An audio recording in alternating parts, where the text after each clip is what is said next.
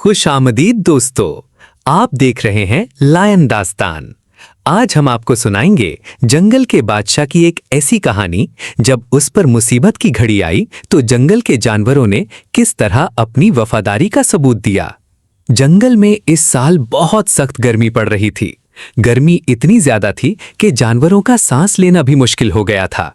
जंगल का बादशाह शेर हमेशा की तरह ताकतवर और तेज था, लेकिन इस बार शदीद गर्मी ने उसे बहुत कमजोर कर दिया था।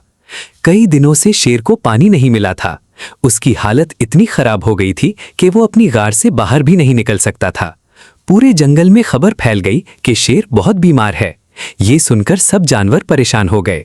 सब सोचने लगे कि अगर शेर ठीक ना हुआ तो जंगल का निजाम बिगड़ जाएगा। सबसे पहले ये खबर लोमड़ी तक पहुंची। लोमड़ी बहुत चालाक थी, लेकिन उसका दिल बहुत अच्छा था। उसने सोचा, बादशाह की मदद करना मेरा फर्ज है। ये सोचकर लोमड़ी फौरन शेर की गार की तरफ रवाना हो गई। गार के अंदर शेर बहुत कमजोर हालत में लेटा हुआ था। उसकी सांसें भारी थीं और आंखों में थकन साफ नजर आ रही थी। लोमड़ी ने फिक्र से कहा, महाराज, आपकी ये हालत देखकर बहुत दुख हो रहा है। बराहे करम बताइए, मैं आपकी क्या मदद कर सकती हूं? शेर ने कमजोर आवाज में कहा, लोमड़ी, कई दिनों से पानी नहीं पी सका, जिसमें ताकत नहीं रही। चलना भी मुश्किल हो गया है। लोमड़ी फौरन बोली, महाराज, आप बिल्कुल फिक्र ना करें, मैं अभी आपके लिए ठंडे पानी का इंतजाम करती हूं। ये कहकर वो फौरन गार से निकल गई। कुछ दूर चलने के बाद उसे एक पुराना कुआं नजर आया। कुएं में थोड़ा सा पानी बाकी था, लेकिन वहां एक हाथी पहरा दे रहा था। हाथी सख्त मिजाज था। वो किसी को आसानी से पानी नहीं लेने देता था, क्योंकि गर्मी की वजह से पानी बहुत कम रह गया था। लोमड़ी ने अदब से कहा, हाथी भाई, हमारे बादशाह शेर बहुत बीमार हैं। उन्हें फौरन पानी की जरूरत है। बराए करम थोड़ा पानी लेने दीजिए। हाथी ने संजीदगी से कहा, लोमड़ी, मैं बगैर सोचे पानी नहीं दे सकता। सब जानवर प्यासे हैं। अगर सबको पानी दूंगा तो कुआं खुश्क हो जाएगा। लोमड़ी ने समझाते हुए कहा, अगर बादशाह सेहतमंद रहेंगे तो पूरा जंगल महफूज रहेगा। उनका ठीक होना हम सबकी जिम्मेदारी है। हाथी कुछ देर सोचता रहा, फिर बोला, तुम ठीक कह रही हो, तुम थोड़ा पानी ले जा सकती हो। लोमड़ी खुश हो गई। उसने एहतियात से मिट्टी के घड़े में पानी भरा और जल्दी से वापस चल पड़ी। रास्ते में तेज गर्म हवा चलने लगी। हर तरफ गर्द उड़ रही थी। लोमड़ी ने घड़ा मजबूती से पकड़ा हुआ था। अचानक एक बंदर दरख्त से कूदकर उसके सामने आ गया। वो हंसते हुए बोला, लोमड़ी बहन, इतना ठंडा पानी कहाँ ले जा रही हो? हमें भी थोड़ा पानी दे दो। लोमड़ी जानती थी कि अगर उसने पानी दे दिया तो शेर के लिए कम पड़ जाएगा, लेकिन वो बंदरों को नाराज भी नहीं करना चाहती थी। उसने नरमी से कहा, ये पानी बीमार शेर के लिए है। पहले उनका सेहतमंद होना जरूरी है, फिर हम सब मिलकर पानी ढूंढेंगे। बंदर ने फौरन कहा, अगर पानी बादशाह के लिए है तो हम तुम्हारा रास्ता साफ करेंगे। बंदर फौरन दरख्तों से कूद कूद कर रास्ता साफ करने लगे।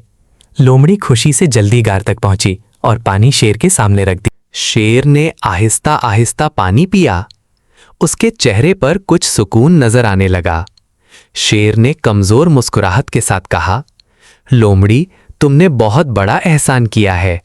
तुम्हारी समझदारी और मेहनत ने मुझे आराम पहुंचाया है। लोमड़ी अदब से बोली, महाराज, आपकी सेहत ही पूरे जंगल की खुशी है। ये तो मेरा छोटा सा फर्ज था। इसी वक्त गार के बाहर कदमों की आवाज सुनाई दी। वो भेड़िया था। भेड़िए को भी शेर की बीमारी की खबर मिल चुकी थी। वो तेज, बहादुर और वफादार था। गार में दाखिल होते ही उसने परेशानी से कहा, महाराज, आपको इस हालत में देखकर दिल बेचैन हो गया। मैं आपके लिए क्या कर सकता हूं? शेर ने आहिस्ता से कहा, पानी की बहुत जरूरत है। लेकिन लोमड़ी अभी कुछ पानी ले आई है। भेड़िए ने घड़े की तरफ देखा और बोला, एक घड़ा काफी नहीं होगा, मैं पहाड़ी चश्मे से साफ पानी लेकर आता हूं। शेर ने खबरदार किया, रास्ता मुश्किल है, वहां रीछ पहरा देता है, एहतियात से जाना। भेड़िया पुरउज़्म अंदाज में बोला, बादशाह के लिए मुश्किल रास्ते भी आसान हो जाते हैं, मैं बगैर पानी लिए वापस नहीं आऊंगा। ये कहकर वो तेजी से पहाड़ी रास्ते की तरफ निकल पड़ा। जमीन आग की तरह गर्म थी, लेकिन भेड़िया रुका नहीं। कुछ देर बाद उसे बहते पानी की आवाज सुनाई दी। वो खुश हो गया, लेकिन करीब पहुंचते ही उसने देखा कि वहां एक बड़ा रीछ पहरा दे रहा है।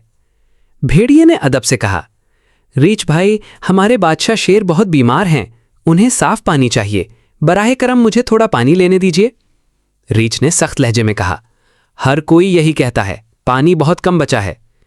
भेड़िए ने समझाते हुए कहा, अगर बादशाह सेहतमंद ना रहे तो जंगल में खौफ और इंतशार फैल जाएगा। रीछ कुछ देर खामोश रहा, फिर बोला, ठीक है, लेकिन पहले मेरी मदद करो, रास्ते में गिरी लकड़ियां हटाओ। भेड़िया फौरन तैयार हो गया। दोनों मिलकर भारी लकड़ियां हटाने लगे। सख्त धूप में भी भेड़िया बगैर रुके काम करता रहा। आखिरकार रास्ता साफ हो गया। रीछ मुतासिर होकर बोला, तुमने सच्ची वफादारी दिखाई है, अब तुम पानी ले जा सकते हो। भेड़िए ने शुक्रिया अदा किया, घड़े में ठंडा पानी भरा और वापस रवाना हो गया।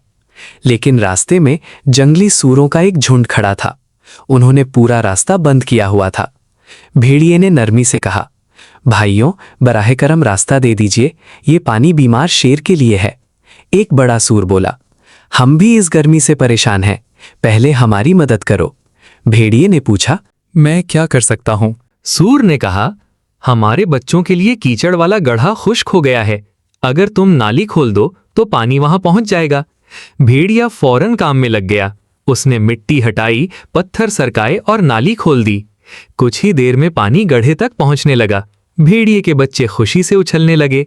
बड़ा सूर मुस्कुराकर बोला, तुमने हमारी मदद की है, अब हम तुम्हारा रास्ता नहीं रोकेंगे, जल्दी जाओ और बादशाह को पानी पहुंचाओ।